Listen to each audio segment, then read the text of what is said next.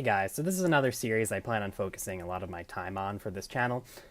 While our other series are either focused on our own knowledge or the knowledge of others, giving you guys a taste of what research is being done, what those scientists are like, or current issues in research, as well as STEM education, this one is going to be much more fundamental.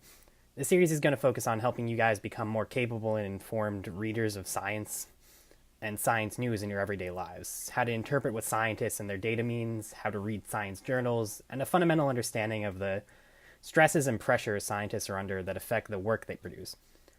At its core, I think the basis of these videos is really what inspired this channel in the first place. There's a genuine sort of misunderstanding between both scientists and the public that creates a significant number of issues when the two meet. Like when you see a news story saying that now it's okay to eat chocolate, when just last week you saw one saying it's not okay to eat chocolate, and you're like, what the hell do they mean? I mean, like, want to eat chocolate? Anyway, I'm getting a bit ahead of myself. So to start out, I figured I'd start with one of the most fundamental questions I could think of, which is there a God? just kidding. We ain't touching that one with a 10-foot pole, I'll tell you what. No, the question I'll be answering is, what actually is science? I think many people, when they envision science, see a kindly, slightly older gentleman with one of those tweed jackets with like the patches on the elbows, giving them like a library of facts to rattle off. However, science is much more than this. Amongst other things, when you look up the definition of science on the Oxford English Dictionary, you'll get the definition: the intellectual and practical activity encompassing the systematic study of the structure and behavior of the physical and natural world through observation and experiment. This means that science isn't just a library of knowledge, but rather a methodology for generating this knowledge based around how we view the world around us. The scientific concept can be traced back to the earliest days of antiquity through the practice of natural philosophy.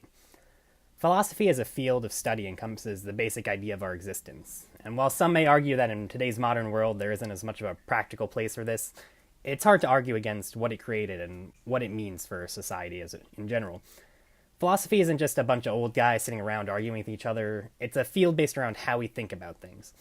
Every subfield has its own methods for logically dissecting the world around us in order to answer fundamental questions about our existence. Now, this is a bit of an oversimplification, and if you're interested, I urge you to do your own research into philosophy, but for our own purposes, we just need to look at natural philosophy. This is a branch of philosophy dating back to the days of Aristotle and the Greeks. It was based around separating the world into factors that produce a physical impact and those that do not. Natural philosophers sought to understand the cosmos through the study of nature, and philosophers understood that there was a certain order to the world and sought to create understanding from this.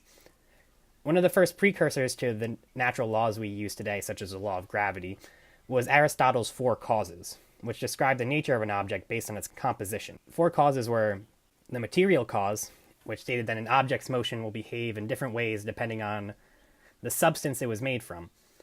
The formal cause, which said that an object's motion will behave in different ways depending on its material arrangement. So these two basically refer to the makeup of an object, such as what atoms make it up, as well as how those atoms are arranged, but in a more basic sense, referring to the basic makeup, such as clay or iron or bronze.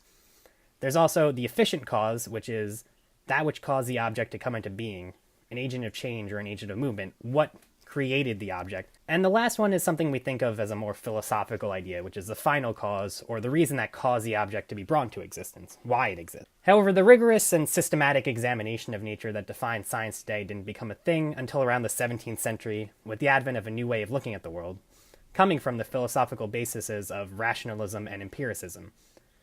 This method was based on the collection of observable evidence in order to answer a specific question. This was the scientific method. The basic process is this. First, you develop a question that needs to be answered. These are usually based on previous research. You spend a lot of time just looking around, trying to figure out a good question.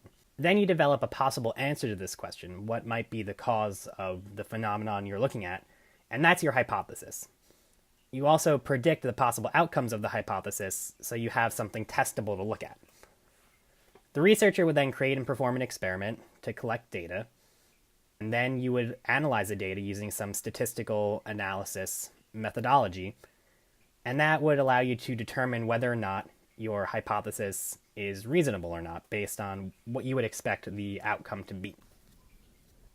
However, this process doesn't exist in a vacuum. The scientists then have to add their new knowledge to what has already been found by themselves and other scientists, as well as develop new questions. Many times they find that their hypothesis was completely wrong, or the experiment produced unexpected results that open up new kinds of questions. And this is all part of the scientific process. As a scientist, you shouldn't really want any specific result that's biased. That's not what you're trying to do. Any result is good because it always adds to the knowledge and allows you to develop new questions to continue on in the pursuit of this knowledge. This is all part of the scientific process.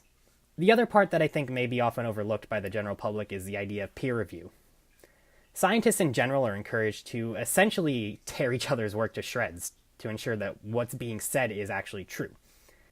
Any new article being published is put through a rigorous peer review process to make sure that there's nothing funky going on, such as bias and changes to data, messing with the numbers, and that the experiments were rigorous enough, they had enough replication, and the results make sense. This concept is important now more than ever, as scientists are facing a lot of pressures nowadays to produce results from grant committees and other overseers. There's this thing called the publish or perish mentality, which I'll probably talk about in another video. And there's also issues based just on human error. Sometimes scientists get something wrong.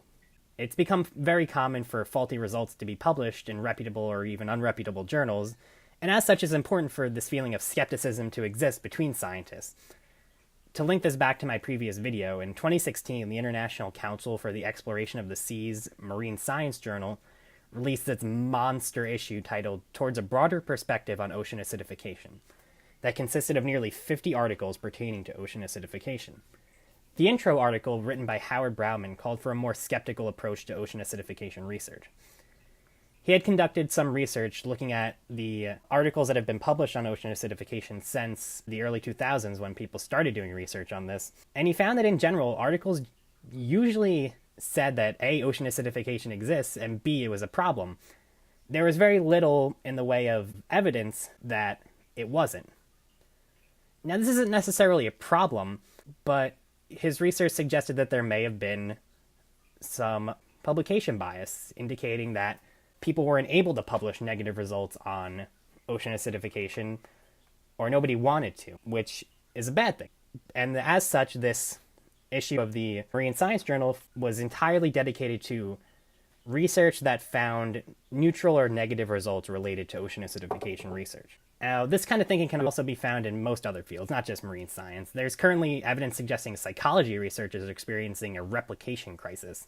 Basically, all the research that's been done in psychology over the past, few decades, they're now finding that a lot of that research can't be replicated, and they can't replicate the results. And as I mentioned before, replication is an important part of the scientific process.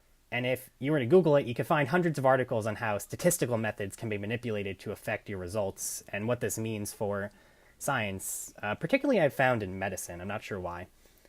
In the end, a professional scientist is someone who's gone through years of schooling, likely multiple decades. They've gotten a PhD, maybe a master's, and they've been trained to think in this way. When you go to grad school, you're taught science in a very different way than you are in college and high school, which is something Angelo is likely to address in another video. And they come out pretty much an expert in their particular area, and they're able to produce new knowledge regarding that area. However, they're only human, and they're trained to think one way about science, and that's a way that's different than how the general public thinks about science. And that's what this series is for. To teach you how to think like a scientist. That when you read that New York Times article about neckties causing a lack of blood flow, you know what they actually meant is that when tied too tightly, neckties can cause a non-dangerous reduction in blood flow to the brain in men ages 21 to 28, and that the results of this study likely don't give you an excuse to wear your favorite Star Wars t-shirt to that big meeting on Friday. Lastly, I want to stress one thing. Being skeptical with science doesn't mean to just attempt to debunk whatever you disagree with. It means to ensure that the evidence makes sense and supports what you're trying to determine. Take climate change.